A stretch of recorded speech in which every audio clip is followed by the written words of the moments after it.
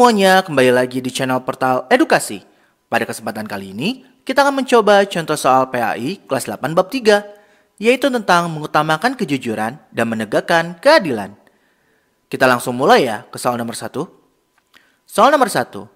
Kejujuran peserta didik pada saat mengerjakan ulangan akan sangat membantu Bapak Ibu guru karena A. Guru akan menghukum peserta didik yang curang. B. Guru membutuhkan analisis hasil pembelajaran yang valid dan objektif. C. Nilai ulangan harian peserta didik dijadikan acuan bagi kebijakan pemerintah pusat. Atau D. Nilai ulangan harian peserta didik akan dilaporkan kepada kepala sekolah. Seperti biasa, kalian coba jawab ya sampai yang birunya habis.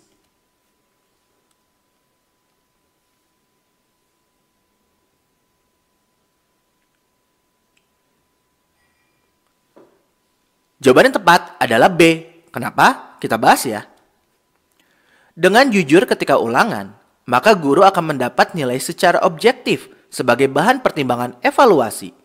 Objektif itu artinya adalah sesuai dengan kenyataan di lapangan.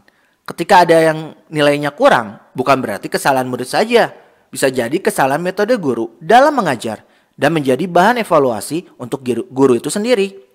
Tentu saja ketika ada yang berbuat curang, maka hasil yang didapatkan guru menjadi tidak efektif dan bisa jadi salah dalam evaluasi karena menganggap metode pengajaran sudah tepat.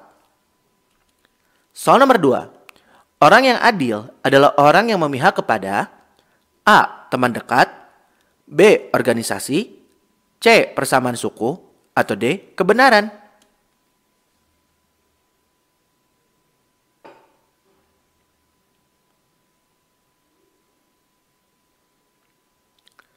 Tentu saja jawabannya adalah D.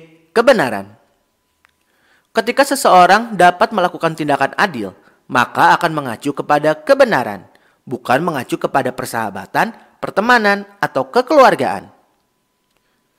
Soal nomor 3. Perilaku jujur dan adil harus dilatih dan dibiasakan sejak A. Usia dini, B. Remaja, C. Dewasa, atau D. Menjelang akhir hayat. Ini gampang banget.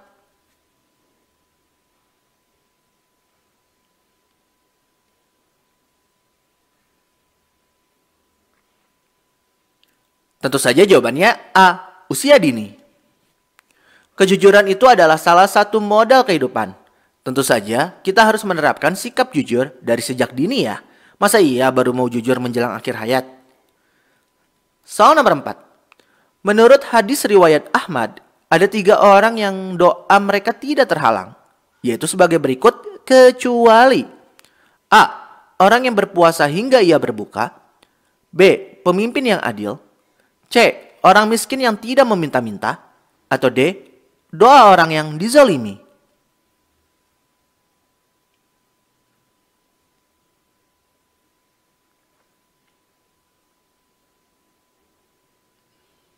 Jawaban yang tepat adalah C. Di sini ada hadis riwayat Ahmad nih, yang artinya telah menceritakan kepada kami Abu Al-Mudillah, pelayan Ummul Mukminin, bahwa ia mendengar Abu Hurairah berkata, Rasulullah SAW bersabda, 3 orang yang doa mereka tidak terhalang yaitu imam atau pemimpin yang adil, orang yang berpuasa hingga ia berbuka, dan doa orang yang dizalimi. Doa mereka dibawa ke atas awan dan dibukakan pintu langit untuknya.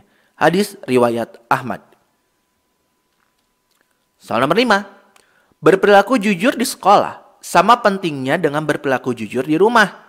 Seorang peserta didik hendaknya jujur kepada A. Bapak dan ibu guru saja, B. Teman sekelas dan karyawan, C. Teman, karyawan, dan penjaga kantin, atau D. Bapak dan ibu guru, karyawan, dan teman. Ini gampang banget.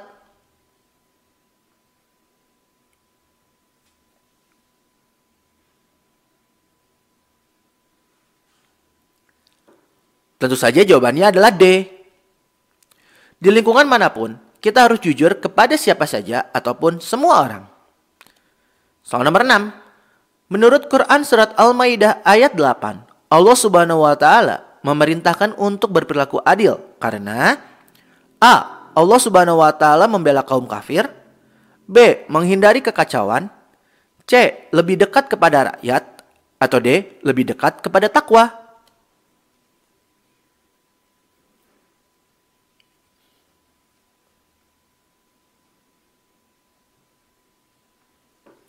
Jawaban yang tepat adalah D. Perhatikan Quran Surat Al-Maidah ayat 8 berikut ini, yang artinya, wahai orang-orang yang beriman, hendaklah kamu jadi orang-orang yang selalu menegakkan kebenaran, karena Allah Subhanahu wa Ta'ala menjadi saksi dengan adil.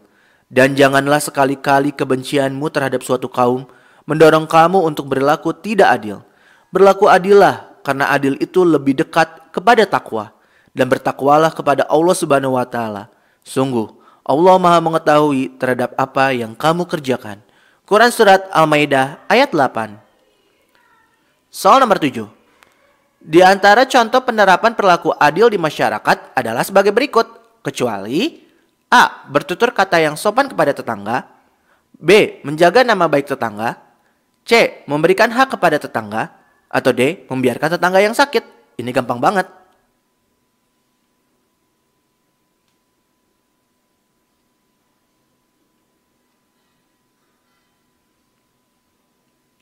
Tentu saja D. Ada yang salah kah?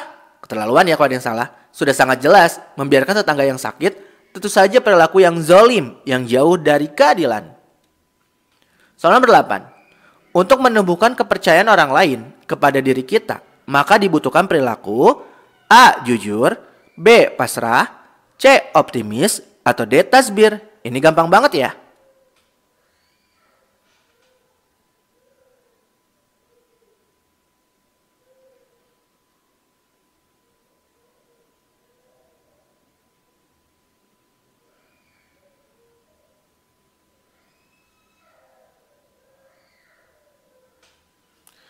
Tentu saja jawabannya A.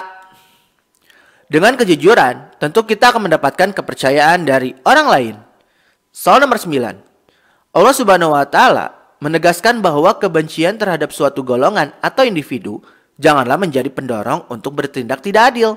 Ini menjadi bukti bahwa Islam A. Menjunjung tinggi keadilan, B. Membela orang kafir, C. Memihak kepada kaum mayoritas, atau D. Keras dalam segala hal.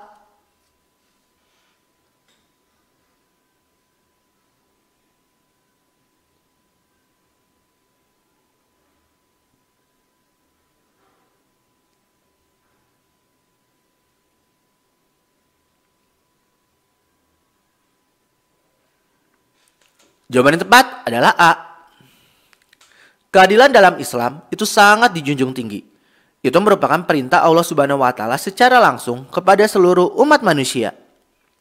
Soal nomor 10. Di bawah ini merupakan contoh penerapan perilaku jujur di sekolah, kecuali A. Mengembalikan barang milik teman karena akan diberi imbalan, B. Bertutur kata yang benar kepada bapak ibu guru, C. Melaksanakan piket kelas sesuai jadwal, atau D. Disiplin dalam mentaati tata tertib sekolah. Gampang banget.